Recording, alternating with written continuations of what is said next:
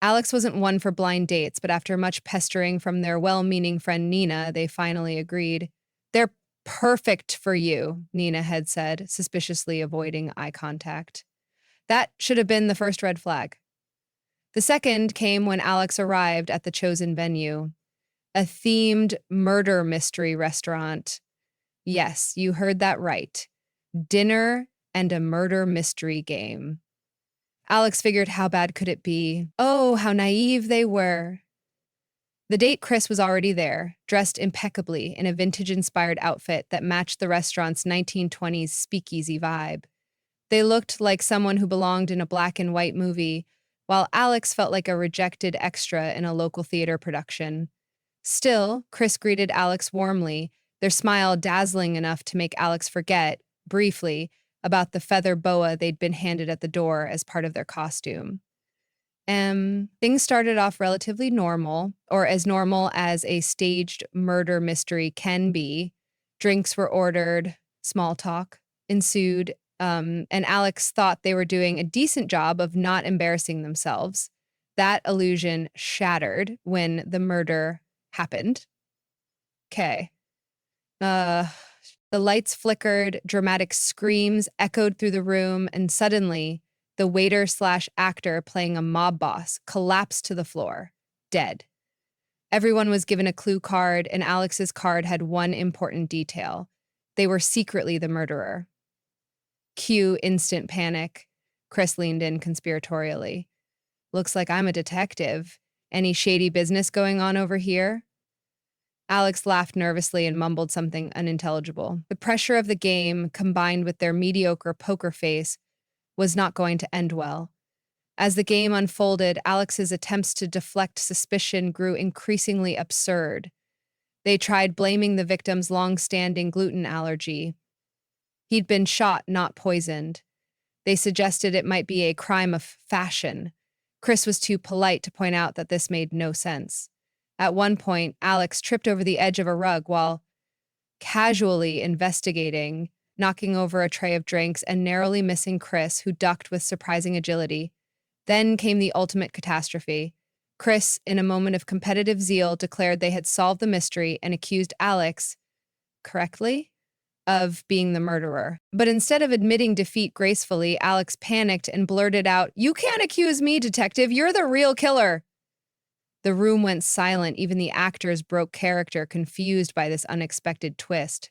Chris, clearly amused, played along. "Oh, really? And what's my motive, Alex, having fully committed to this ridiculous lie, improvised wildly. "Jealousy. Over my unparalleled taste in hats." They pointed dramatically at their feather boa, which was absolutely not a hat. The absurdity of the situation sent Chris into fits of laughter. The entire restaurant joined in, the murder mystery devolving into chaos. Even the dead mob boss sat up, wiping away tears. "Best game twist ever," he declared, clapping. By the end of the night, Alex had gone from the awkward first-date murderer to the accidental comedian. Chris, thoroughly entertained, suggested continuing the evening at a nearby cafe, somewhere without staged homicides. As they walked out, Alex couldn't help but laugh. Sure, the date had been a disaster in every conceivable way, but it had also been unforgettable. And when Chris slipped them their number, saying, "Next time, let's try something less dramatic," or more, Alex knew they'd somehow won the evening.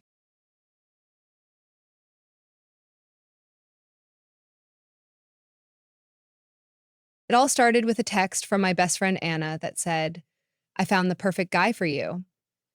The last time Anna said that, I ended up on a date with a guy who brought a frisbee to dinner and suggested we play fetch with me.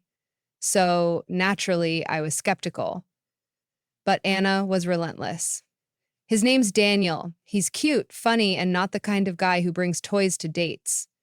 Against my better judgment, I agreed to meet him. She even suggested the setting, a sunset picnic on the beach. "It'll be romantic," she promised. Romantic, yes. Practical?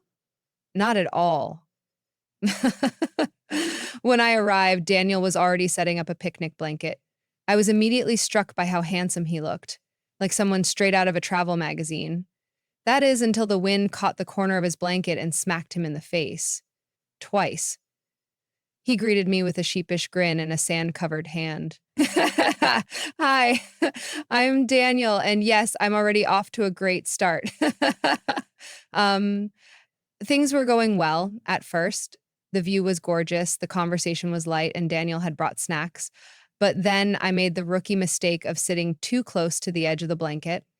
A rogue wave rolled in, soaking my left leg and sending Daniel's chips floating out to sea. Nature's way of telling me I shouldn't eat junk food, Daniel joked, trying to lighten the mood. As we laughed, a seagull swooped down and stole the sandwich right out of his hand.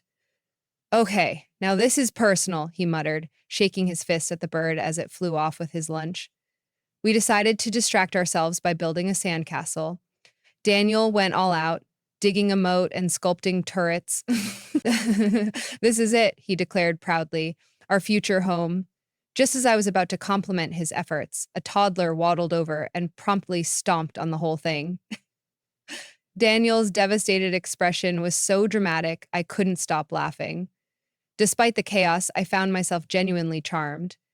When the sun began to set, Daniel leaned in, brushing some sand off my shoulder. So, he said, you think this counts as the worst first date ever? Not even close, I admitted, smiling. Fast forward a month, and Daniel and I were officially a couple. Things were going great. Anna, my best friend and self-proclaimed Cupid, was thrilled. She was always around, joining us for movie nights, coffee runs, and even beach outings. I thought it was her being supportive. Turns out, she had her own ulterior motives. The first red flag came during one of those beach outings. While Daniel and I were playing frisbee, Anna stayed back to watch our stuff. But somehow, every time I glanced over, Daniel was jogging back to chat with her.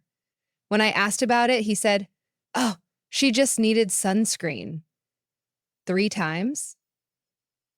Then came the night at a beachside karaoke bar.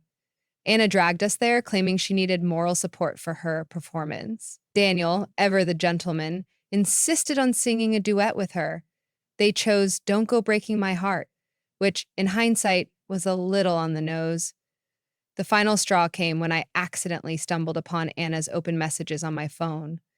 She had borrowed it to take cute photos and forgotten to log out.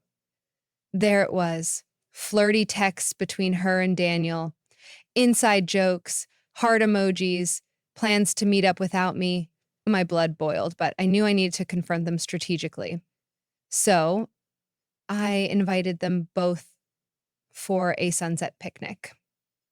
When Daniel arrived, he looked confused to see Anna.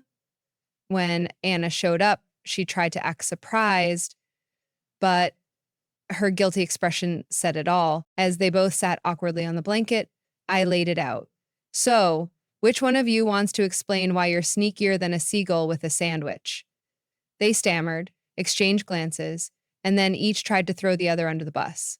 Daniel muttered something about confused feelings, while Anna went with, "It just kind of happened." I sat there, arms crossed, letting them flail. Finally, I stood up. You know what? You two deserve each other. Daniel, enjoy Anna's terrible taste in sunscreen. Anna, have fun with Daniel's obsession with sandcastles.